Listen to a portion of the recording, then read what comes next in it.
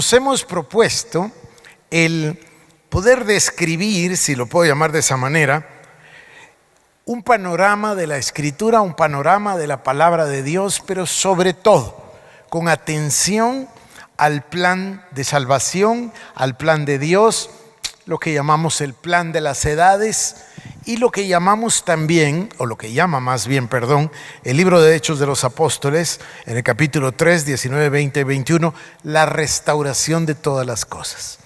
Hemos dicho varias veces que hay varias formas, diversas maneras de acercarse al tema y de demostrar la unidad del mensaje bíblico. Aunque tenemos unos 40 autores de los diferentes libros de la Biblia, tanto Antiguo como Nuevo Testamento, reconocemos con plena claridad al ver este panorama que es un solo autor, el Espíritu Santo, porque la Biblia es inspirada por Dios. Entonces nos damos cuenta que es imprescindible el obtener ese panorama para poder ser unos buenos intérpretes y no tomar la palabra de una forma selectiva y de una manera fuera de contexto. Entonces, dijimos que había muchos estudios al respecto de este tema y muchas maneras. Describimos una, recuerdo hace ya 2 semanas, en un día domingo, donde describimos los pactos. Y hablamos del pacto de Edén, del pacto con Adán, del pacto con Noé, del pacto con Abraham, el pacto con Moisés, etcétera, hasta llegar al nuevo pacto. Es una manera de encontrar un hilo conductor en toda la Escritura.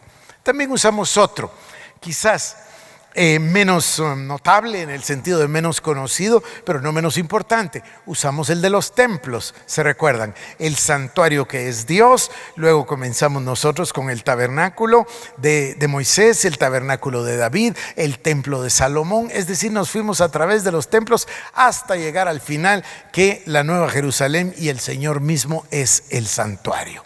Es la misma forma, es encontrar un hilo conductor para ir del principio al final de la palabra.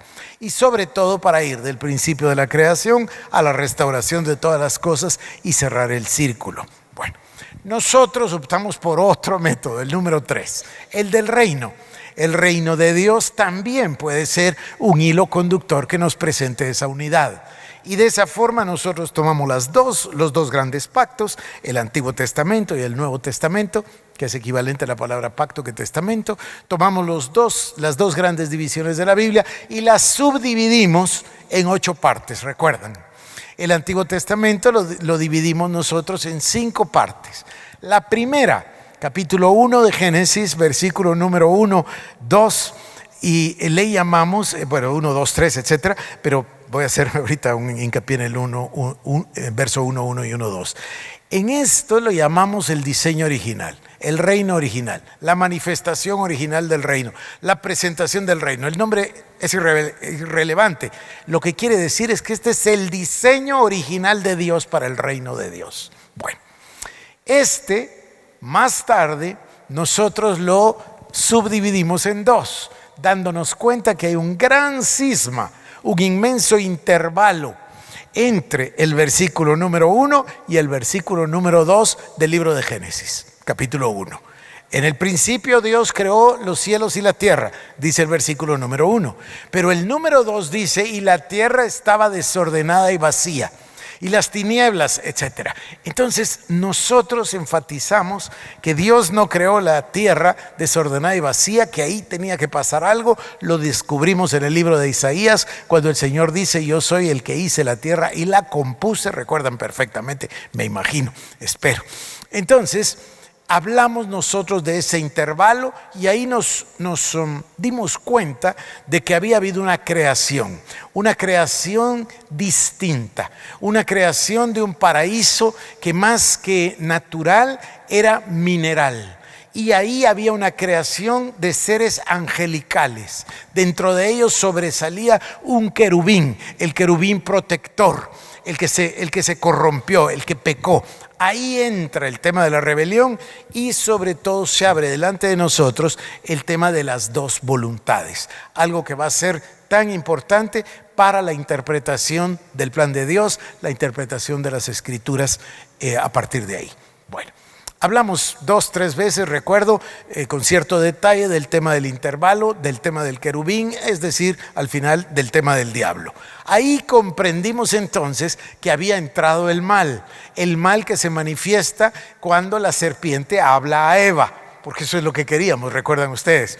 Cuando encontramos nosotros ahí a la serpiente hablando, queríamos saber de dónde salió esto, de dónde salió una voluntad que contradice diametralmente la voluntad y la palabra de Dios. En esta expresión, recuerdan, Eva dice, no, Él nos dijo que de todo árbol podemos comer, excepto del árbol del conocimiento del bien y del mal que está en medio del jardín, porque si de él comiéremos, moriremos. ¿Qué contesta la serpiente?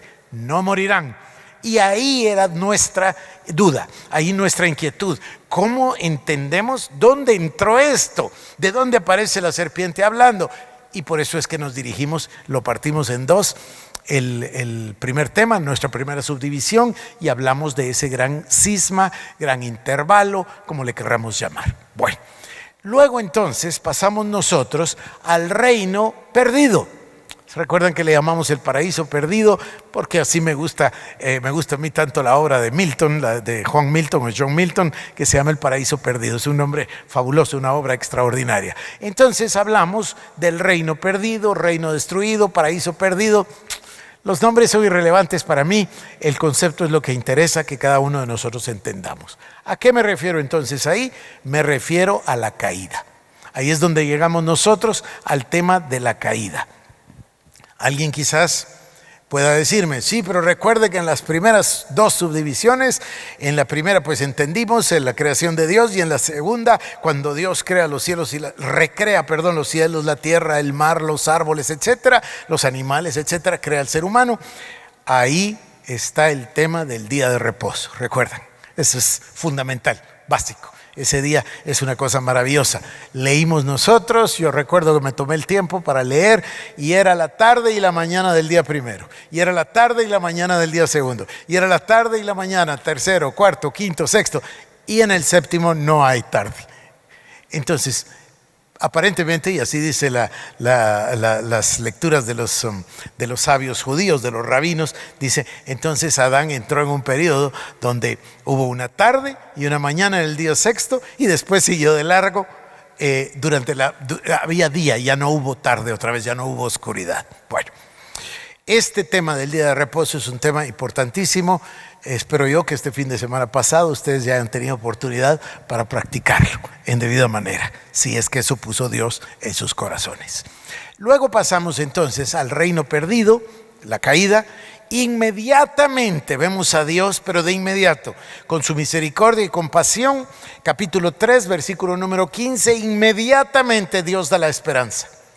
Dice, yo pondré enemistad entre la semilla o simiente de la mujer y la simiente de la serpiente. Y la simiente de la mujer le aplastará la cabeza, y tu simiente a la serpiente le herirá el calcañar. Inmediatamente viene la promesa del Redentor, la promesa de salvación. Bueno, vimos entonces el reino caído, reino destruido, paraíso perdido, e inmediatamente pasamos al número 3. El reino prometido, ¿correcto? Es el reino de la promesa. Ahí llegamos nosotros al final del capítulo 11 y al principio del capítulo 12 de Génesis, versículo 1 al 3 en particular. Dios llama a Abraham, y ahí viene la promesa. Vete de tu casa, vete de tu tierra, vete de tu parentela, yo haré de ti una gran nación. Te bendeciré, y en ti bendeciré a todas las naciones de la tierra. Y todos los que te bendigan los bendeciré, y aquellos que te maldigan yo los maldeciré. Y ahí vemos entonces el reino prometido. Después entramos nosotros al número 4, que es el reino parcial. Ahí salimos nosotros, llegamos al libro de Éxodo, y nos vamos a encontrar. Bueno, en la genealogía yo creo que no lo necesito enfatizar, me quedé ahí el viernes por la noche. En realidad pasamos nosotros de Abraham a Isaac, vimos el tema de Abraham con Agar e Ismael, otra vez esa bifurcación, otra vez esa disyuntiva, otra vez esas dos voluntades. Luego Dios escoge el linaje de Isaac para la bendición, y entonces llegamos nosotros a Jacob, otra vez una disyuntiva entre Jacob y Esaú. Dios hizo la escogencia incluso desde el vientre de su madre de ambos, y Dios escogió a Jacob y posteriormente se llama Israel, y después llegamos hasta José. Y cuando llegamos a José y sus hermanos, llegamos a Egipto, y ahí Dios pone a su pueblo y lo guarda de la hambruna. Pero no solo lo guarda de la hambruna, ya vamos comprendiendo a estas alturas que todo lo que Dios hace lo hace con un propósito. Entonces el pueblo va a ir a Egipto, es cierto, se va a salvar de la hambruna, pero Dios está cumpliendo su palabra a la par de que cumple dos cosas. Número uno, cumple sus promesas o su pacto. Pero número dos, también cumple lo que ya entendimos es regla en el reino. Dios, la obediencia y la consecuencia. La consecuencia de la obediencia es bendición. La consecuencia de la desobediencia es maldición. Entonces, dentro del plan de Dios, dentro del propósito divino, va cumpliendo sus promesas, pero también va cumpliendo el designio de su voluntad. Y a veces el pueblo, entonces falla. Nosotros ya hablamos del pueblo de Israel, ya lo leímos varias veces, y como consecuencia de ello va a la cautividad, en este caso va a la esclavitud, en otros casos va al exilio, ya lo vimos más de una vez. Bueno, entonces el pueblo llega a Egipto, y en Egipto el pueblo se multiplica. Entonces cuando el pueblo crece, el faraón piensa, bueno, no sea que estos se unan con algunos que estén peleando contra nosotros y nos puedan hacer daño. Y los coloca bajo esclavitud, y además decide que mueran todos los niños varones para que no siga propagándose. Recuerdan de que llamó a las parteras, les pidió a las parteras que dispusieran de los niños, pero las parteras tuvieron temor de Jehová, entonces no lo hicieron. Entonces él dispone que hay que matar a todos los niños. Hasta ahí nos quedamos nosotros, y estamos en la entrada del reino parcial, y hoy vamos a pasar muy rápidamente del reino parcial al reino profetizado, porque tenemos gran prisa para llegar nosotros al Nuevo Testamento. Y en el Nuevo Testamento vamos a ver la división en tres partes. La primera es el reino manifiesto, es decir, Jesús en persona, Dios que vino a la tierra. Y en el Evangelio según San Marcos abre él mismo este telón diciendo: el tiempo se ha cumplido, el reino de los cielos se ha acercado a vosotros. Entonces ahí tenemos el reino manifiesto. Luego pasamos a una división que le llamamos el reino proclamado. Proclamado o predicado, cualquiera de las dos palabras. Anunciado también es sinónimo. ¿A qué me refiero? Me refiero al anuncio, la proclamación del Evangelio por parte del Señor Jesucristo. Pero no solo del Señor Jesucristo, sino que ahí avanzamos incluso al libro de Hechos de los Apóstoles y las cartas, porque encontramos a su iglesia bajo la unción del Espíritu Santo anunciando el Evangelio. Y ahí nos encontramos, por supuesto, a sus discípulos, y sobresale la figura del apóstol Pablo, y luego encontramos las cartas, la organización de la iglesia. Esto le llamamos entonces el reino anunciado, el reino proclamado. Lo vemos en acción en la tierra. Y por último nos queda la última subdivisión, que es el reino pleno, el reino resplandeciente, el reino eterno, el reino manifiesto plenamente. Y esa va a ser nuestra última subdivisión. Pero yo tengo el deseo mañana y el día jueves de dedicarme de forma particular a lo que más nos interesa, al punto, ¿cómo lo llamo? El pináculo del Nuevo Testamento, que es la cruz del Calvario. Y aunque nos parezca en un momento un punto difícil, duro, humillante, en realidad vamos a comprender que en la mentalidad de Dios el sacrificio y el autosacrificio es el mayor principio, es el principio dominante. Y entonces Jesucristo viene a la tierra con el objetivo de ir a esa cruz. Y ahí en esa cruz va a ser el lugar de la victoria, y va a ser el lugar también no solo de vencer al enemigo, sino de eliminar el pecado y el reino. Y aunque nos parezca una expresión muy fuerte, esta es una expresión de un autor de apellido Hewell, que vivió por allá por 1930, quizás murió por 1960 en Estados Unidos. que es el autor de la frase, Él reina desde el madero. Y en realidad, Él no es el inventor de la frase. Esta es una cosa extraordinaria que vimos en una actividad que tuvimos hace un número de meses. En realidad, la Vulgata usaba en el Salmo la expresión Él reina desde el madero. En realidad, desde el madero, desde la cruz. Pero en la traducción se perdió esa parte y tenemos a los padres de la iglesia, en especial a Justino Mártir, recalcando que se había borrado esa expresión. Y a nosotros nos llega la Biblia y dice, Él reina. Y por supuesto nosotros estamos de acuerdo, Él reina, qué maravilla. Sí, pero el original decía, Él reina desde el madero. Entonces, estaría muy mal que yo termine mi panorama del reino sin poner el máximo momento, donde el Rey reina, el Rey Jesucristo, el Señor de señores, y reina a partir de ese lugar. Pero bueno, hoy,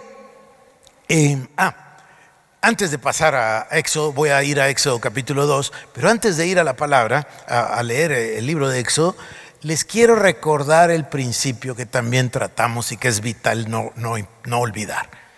Encontramos con que el nombre que se da a esta corrupción, a este enaltecimiento, a esta rebelión, a este pecado que tuvo el querubín protector y que se lo convirtió en el diablo y Satanás, la serpiente antigua, como le llama la Biblia, es el orgullo. Entonces, entendimos y contrapusimos, ustedes recordarán, que Cristo es la humildad descendida del cielo. Entonces entendimos ese principio de la humildad versus el orgullo. Y quiero llamarles la atención, y para los que quieran apuntar, pueden apuntar los pasajes. Me parece una cosa extraordinaria que Jesucristo en los evangelios se dé a la tarea de mencionar el principio 3 veces. El que se humilla es exaltado y el que se exalta es humillado. 3 veces. Lo encontramos en Mateo 23, si quieren tomar notas, es Mateo 23, del 1 al 12. Y ahí nos encontramos con el tema de los fariseos.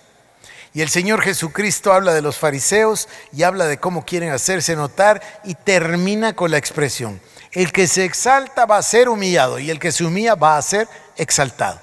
Y luego se va al Evangelio según nos vamos nosotros al Evangelio según San Lucas, capítulo 14, versículos 8 al 12, y nos encontramos con Cristo que usa el mismo principio y ahora lo ilustra con una cena. Si ustedes los invitan a un banquete, no se sienten en la primera fila, no sea que los pasen para atrás. Mejor siéntense atrás para que los pasen para adelante, porque todo el que se humilla será exaltado y todo el que se exalta será humillado. Eso es Lucas capítulo 14. Ahora también el Señor lo usa por tercera vez en Lucas capítulo 18, cuando nos habla del fariseo y el publicano. ¿Se recuerdan de ese caso particular? Esto es en Lucas 18, del 10 al 14. Y termina el Señor volviendo a enunciar el principio. Lo repite por tercera vez. Acuérdense que el 13 es el número de la perfección.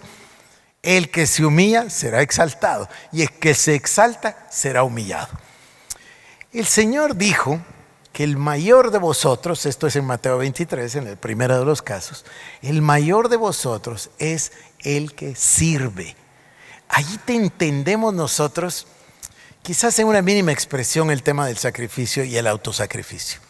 Porque el Señor dice que vino para servir, no para ser servido. Que el que se exalta va a ser humillado, pero el que se humilla va a ser exaltado. Y Él vino para humillarse.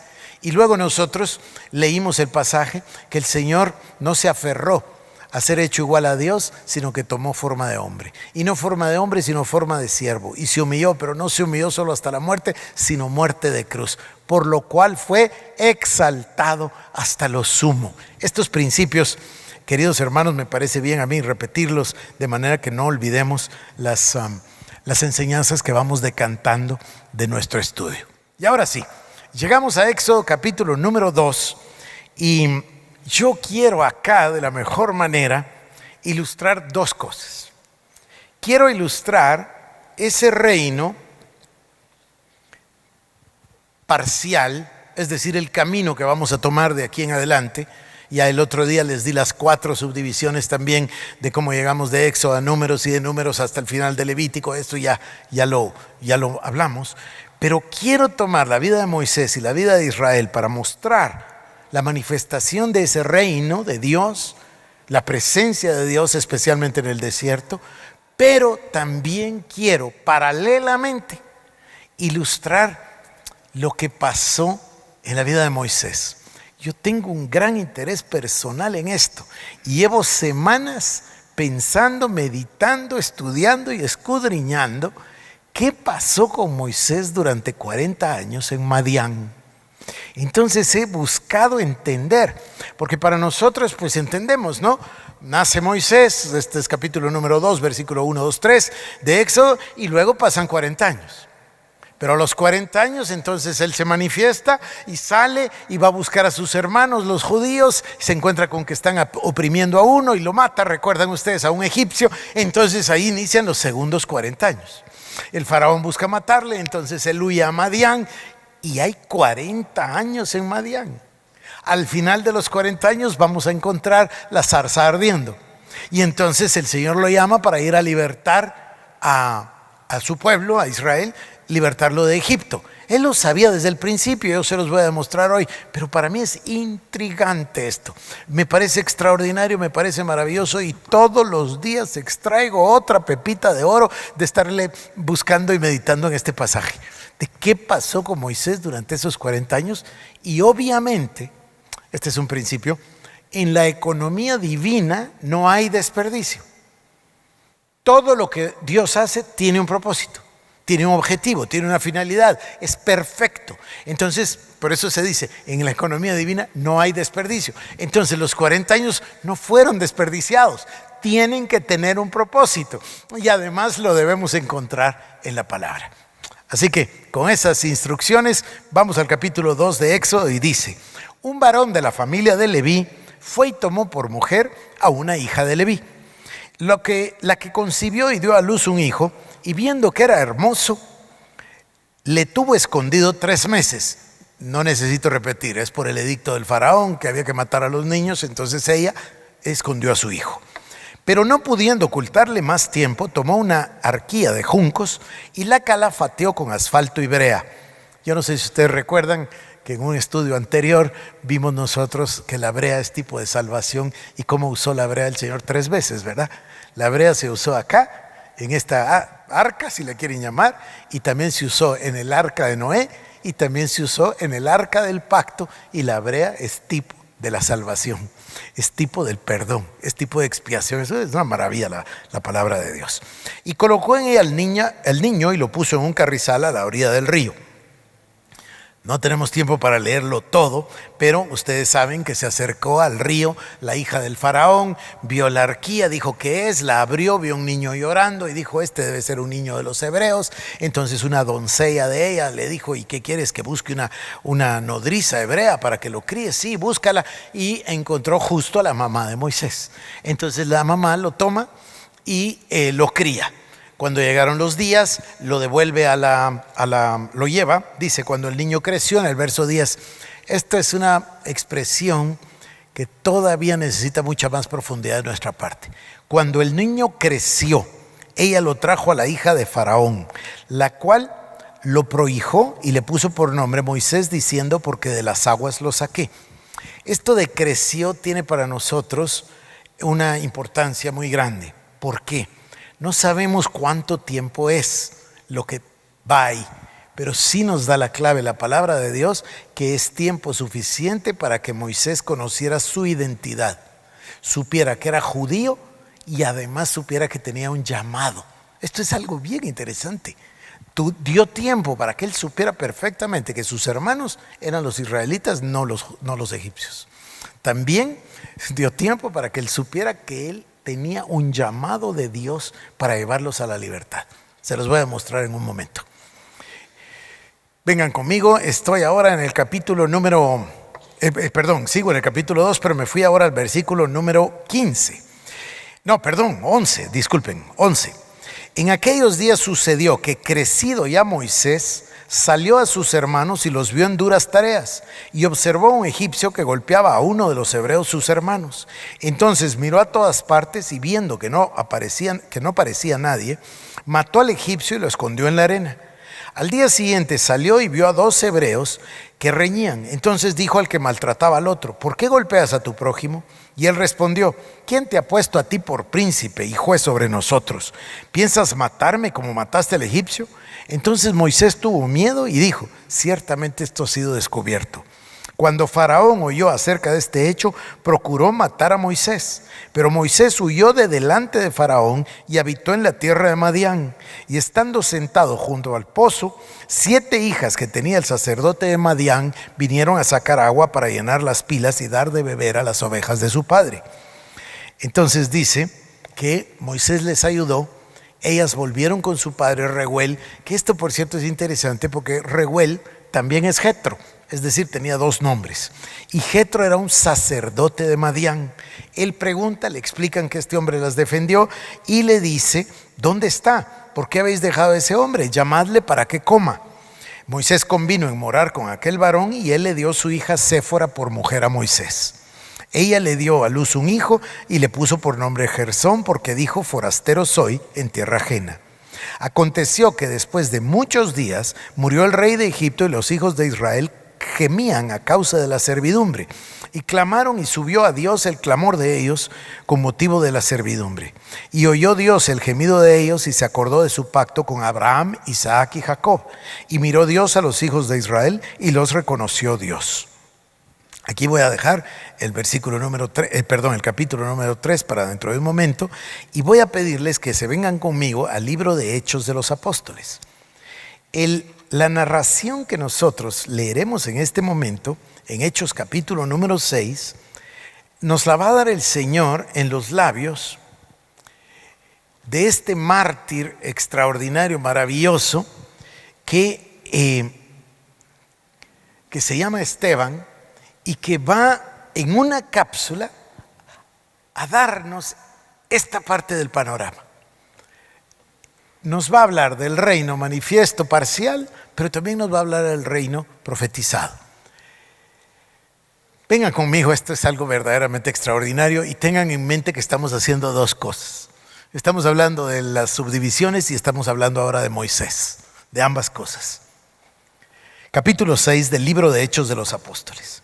En aquellos días, como creciera el número de los discípulos, hubo murmuración de los griegos contra los hebreos, de que las viudas de aquellos eran desatendidas en la distribución diaria. Entonces los 12 convocaron a la multitud de los discípulos y dijeron: no es justo que nosotros dejemos la palabra de Dios para servir a las mesas. Buscad pues, hermanos, de entre vosotros a 7 varones de buen testimonio, llenos del Espíritu Santo y de sabiduría, a quienes encarguemos este trabajo. Y nosotros persistiremos en la oración y en el ministerio de la palabra. Agradó la propuesta a toda la multitud y eligieron a Esteban, varón lleno de fe y del Espíritu Santo. Fíjense el énfasis que hace: eligieron a Esteban, varón lleno de fe y del Espíritu Santo. Y luego continúa: a Felipe, a Prócoro, a Nicanor, a Timón, a Pármenas y a Nicolás, prosélito de Antioquía, a los cuales presentaron ante los apóstoles, quienes orando les impusieron las manos, y crecía la palabra del Señor, y el número de discípulos se multiplicaba grandemente en Jerusalén. También muchos de los sacerdotes obedecían a la fe. Ahora verso 8. Y Esteban, lleno de gracia y de poder, hacía grandes prodigios y señales entre el pueblo. Entonces se levantaron unos de la sinagoga llamada de los libertos, y de los de Cirene, de Alejandría, de Cilicia y de Asia, disputando con Esteban. Pero no podían resistir a la sabiduría y al espíritu con que hablaba. Entonces sobornaron, escuchen esto, sobornaron a unos para que dijesen que le habían oído hablar palabras blasfemas contra Moisés y contra Dios. Y soliviantaron al pueblo y a los ancianos y a los escribas, y arremetiendo lo arrebataron y lo trajeron al concilio. Y pusieron testigos falsos que decían: este hombre no cesa de hablar palabras blasfemas contra este lugar santo y contra la ley. El día de ayer usábamos nosotros el caso del rey Josías y el pasaje de Segunda de Reyes, capítulo 22 y 23, para ilustrar de la manera tan vívida, aunque es tan dura, cómo el pecado había avanzado tanto, había degenerado tanto, que la casa del Señor era ahora el lugar donde estaba la imagen de Acera, el dios Milcom, los dioses de Amón. Es decir, nos impresiona a qué lugar descendieron cuando abandonaron la palabra. ¿Recuerdan eso? Bueno, igual acá, se dan cuenta ustedes que la maldad de estos hombres les hace olvidar que en las tablas de la ley está que no darás falso testimonio, pero ellos sobornan, contratan mentirosos. Sobornar quiere decir eso, ¿no? Pagarle a alguien para que haga lo que yo quiero. Lo contrataron, le pagaron, lo sobornaron para que dieran falso testimonio, para que pudieran llevar al concilio a Esteban. ¿Y por qué? Porque odiaban, esto es el espíritu del diablo, odiaban ver la manifestación del reino de Dios a través de la vida de Esteban. Bueno, vamos a llegar al versículo número 14. Dice, bueno, en el 13 tomaron testigos falsos que decían: este hombre no cesa de hablar palabras blasfemas contra este lugar santo y contra la ley. Y miren, ¿quiénes son los que estaban violando la ley? ¿Quiénes son los que estaban haciéndolo? Ellos.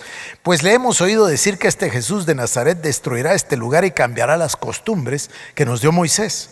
Entonces todos los que estaban sentados en el concilio, al fijar los ojos en él, vieron su rostro como el rostro de un ángel. Miren, si esto no es suficiente, no sé qué es suficiente. Pero entremos al capítulo 7. El sumo sacerdote dijo: entonces, ¿es esto así? Y le dijo: varones, hermanos y padres, oíd. El Dios de gloria apareció a nuestro padre Abraham. Escuchen esto entonces. El sumo sacerdote dijo: ¿es esto así? Y él dijo: varones, hermanos y padres, oíd. El Dios de la gloria apareció a nuestro padre Abraham estando en Mesopotamia antes que morase en Harán. Esto no nos lo había explicado la Biblia. Ustedes recordarán que leímos en el capítulo número 11, en los últimos 3 versículos del libro de Génesis, que Taré se llamaba, ¿verdad? El suegro de Abraham, se llevó a Abraham y se llevó a Sarai y se llevó también a su nieto Lot, ¿recuerdan eso? Y se fueron para Harán. Y luego dice, el capítulo 12, versículo 1, pero Dios le había hablado a Abraham. Bueno, ahora nos está ratificando que Dios le había hablado desde antes a Abraham, porque dice: el Dios de gloria apareció a nuestro padre Abraham estando en Mesopotamia antes de que morase en Harán. Y le dijo: sal de la tierra de tu parentela y vete a la tierra que yo te mostraré. Eso lo leímos en el capítulo 12:1. Entonces salió de la tierra de los caldeos y habitó en Harán. Y de ahí, muerto su padre, Dios le trasladó a esta tierra en la cual vosotros habitáis ahora.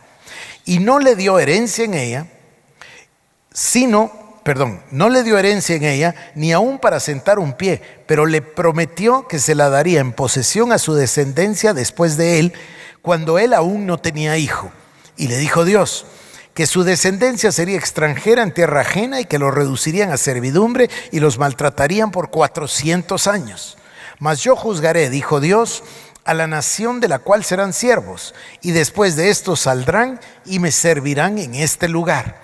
Nos va a servir esto para algo más. Dice: mas yo juzgaré, dijo Dios, a la nación de la cual serán siervos.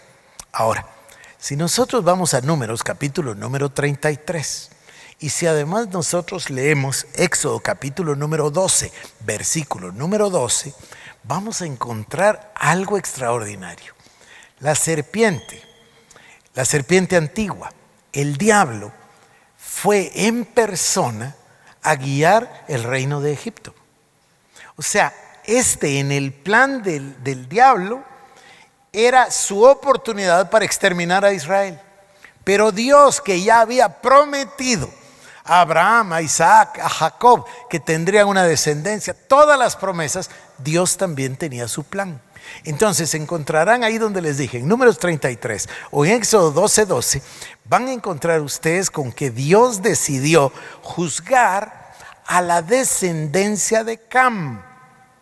Ahora está tomando todo forma delante de nosotros. ¿Quién es Cam? Hijo de Noé, Sem, Cam y Jafet. ¿Quién fue maldito de los 3? Cam. Cam tiene una maldición. Cam es el padre de los egipcios.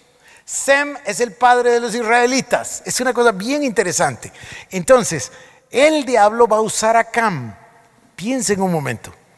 Aún hoy, cuando nosotros vemos los imperios de la tierra, pensamos en Estados Unidos, en Inglaterra, en los grandes imperios, el imperio de Japón, y pensamos en China, y nos vamos para atrás, para atrás, para atrás. Y entonces pensamos en Persia y en Media, y pensamos en Babilonia, y pensamos en todos los imperios. Pero ¿cuál es el imperio que en realidad nos impresiona aún el día de hoy? Es el imperio de Egipto. El que ha tenido la oportunidad para ir a Egipto es una cosa verdaderamente extraordinaria. Esas columnas, esos templos, esas pirámides, esas calzadas, esos jeroglíficos, es una cosa verdaderamente extraordinaria. ¿Por qué? Porque el diablo había realmente empoderado a Cam con este propósito.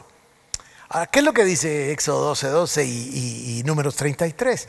Porque acabo de leer que dice que Dios le iba a juzgar a Egipto. Sí, lo hizo. Y ahí están las plagas. Y tendrían un significado extraordinario si las estudiásemos en detalle. Pero Dios dice ahí, yo no juzgaré solo a Egipto, juzgaré sus dioses. Es una cosa extraordinaria, porque vamos a ver en las plagas a cada uno de los dioses. ¿Se imaginan ustedes que para ellos el escarabajo era un dios? Que lo encontramos en todo Egipto. El escarabajo en todo tipo de piedras preciosas. Y Dios les lanza escarabajos como una plaga. Esto debe haber sido una cosa verdaderamente, por un lado irónica, paradójica, pero por el otro debe haber sido una cosa que los sacudió a ellos. Como Dios juzgó no solo a Egipto, sino a sus dioses, es decir, al diablo. Están ustedes muy callados. Entonces, ¿dónde voy? Versículo: yo juzgaré, dijo Dios, a la nación, estoy en el 7, de la cual serán siervos, y después de esto saldrán y me servirán en este lugar. Y le dio el pacto de la circuncisión, y así Abraham engendró a Isaac, y le circuncidó al 8º día, Isaac a Jacob, y Jacob a los 12 patriarcas. Los patriarcas movidos, perdónenme, voy a tener que saltar porque si no, no me da tiempo. Verso 10. Y le libró de todas las tribulaciones y le dio gracia y sabiduría delante de Faraón, rey de Egipto, esto es a José, el cual lo puso por gobernador sobre Egipto y por toda su casa. Luego tienen ustedes que de 75 personas que llegaron con Jacob, crecieron inmensamente. Verso 17. Cuando se acercaba el tiempo de la promesa que Dios había jurado a Abraham, el pueblo creció y se multiplicó en Egipto. ¿Cuándo creció y se multiplicó? Cuando llegó el tiempo, cuando se acercaba el tiempo de la promesa. Verso 20. En aquel mismo tiempo nació Moisés y fue agradable a Dios y fue criado 3 meses en casa de su padre. Ahora ya nos dijo cuántos meses. Verso 22. Y fue enseñado Moisés en toda la sabiduría de los egipcios, y aquí les quiero llamar la atención. Esto es impresionante. Verso 22. Fue enseñado Moisés en toda la sabiduría de los egipcios y era poderoso en palabras y obras. ¿No se recuerdan ustedes que Moisés le dice a Dios, pero si yo no puedo ni hablar, yo soy malo para las palabras? Pero aquí dice que era poderoso en palabras. Esa es una de las grandes diferencias de esos 40 años. ¿Qué sucedió esos 40 años? Voy a seguir leyendo porque a mí me tiene esto impresionado. Y como ustedes no dicen nada, mejor sigo leyendo. Fíjense lo que dice. Versículo número 22. Fue enseñado en toda la sabiduría de los egipcios y era poderoso en palabras y obras. Cuando hubo cumplido la edad de 40 años, estos son los primeros 40, le vino al corazón el visitar a sus hermanos, los hijos de Israel. Y al ver a uno que era maltratado, lo defendió, e hiriendo al egipcio vengó al oprimido. Acabamos de leer esto en Éxodo. Sí, sigue el verso 25. Escuchen esto. Pero él pensaba que sus hermanos comprendían que Dios les daría libertad por mano suya, mas ellos no lo habían entendido así. O sea que él había recibido no solo el saber que era israelita, no egipcio, sino que él sabía que él tenía un llamado sobre su vida para llevarlos a la libertad. Ahora cumplió 40 años de vida. Va a visitar a sus hermanos. Encuentra a un egipcio oprimiendo a un judío y mata al egipcio. O sea, nos habla de un hombre impulsivo, nos habla de un hombre fuerte, nos habla de un hombre poderoso en palabras y poderoso en obras. Y además él no entiende cómo es que ellos no entienden de que él los va a libertar. pero aquí está el secreto. Dice que no comprendían de qué los libertaría, dice, por mano suya. ¿Qué estaba pensando él entonces? Que el libertador era él. ¿Están conmigo? ¿Se fijan? Entonces, sí tenía conciencia de su llamado, pero su misma impulsividad, poderoso en palabras, poderoso en obras. Él dice, verso 25, pensaba que sus hermanos comprenderían que Dios les daría libertad por mano suya, mas ellos no lo habían entendido así. Verso 30, pasados 40 años, estos son los otros 40 años, un ángel se le apareció en el desierto del monte Sinaí en la llama de fuego de una zarza. Entonces Moisés, mirando, se maravilló de la visión, y acercándose para observar, vino a él la voz del Señor: yo soy el Dios de tus padres, el Dios de Abraham, el Dios de Isaac y el Dios de Jacob. Y Moisés, temblando, no se atrevía a mirar. Ciertamente he visto la aflicción de mi pueblo que está en Egipto, y he oído su gemido y he descendido para librarlos. Ahora pues, ven, te enviaré a Egipto. A este Moisés, a quien habían rechazado diciendo: ¿quién te ha puesto por gobernante y juez? A este lo envió Dios como gobernador y libertador por mano del ángel que se le apareció en la zarza. Verso 37. Este Moisés es el que dijo a los hijos de Israel: profeta os levantará el Señor vuestro Dios de entre vuestros hermanos como a mí. A él oiréis. Deuteronomio 18:15. Por eso es que se dice Moisés profeta. Miren qué profecía la que dio. Acaba de profetizar acerca de la venida del Señor Jesucristo. Voy a continuar. Dice, este halló gracia delante de Dios y pidió mejor voy a leer el 45 también. Dice, el cual recibido a su vez por vuestros padres lo introdujeron con Josué al tomar posesión de la tierra de los gentiles, a los cuales Dios arrojó de la presencia de nuestros padres hasta los días de David. Este halló gracia delante de Dios y pidió proveer tabernáculo para Dios, para el Dios de Jacob. Este es el tabernáculo de David. Mas Salomón le edificó casa. Podríamos seguir leyendo el pasaje porque nos da la narrativa, yo les suplico a ustedes que lo lean, nos da la narrativa completa de ese tiempo. Es impresionante. Y por supuesto al final, en el versículo número 25, Esteban, lleno del Espíritu Santo, puestos los ojos en el cielo, vio la gloria de Dios y a Jesús que estaba a la diestra de Dios. Y dijo, aquí veo los cielos abiertos y al Hijo del Hombre que está a la diestra de Dios. Entonces ellos, dando grandes voces, se taparon los oídos y arremetieron contra él, y por supuesto murió.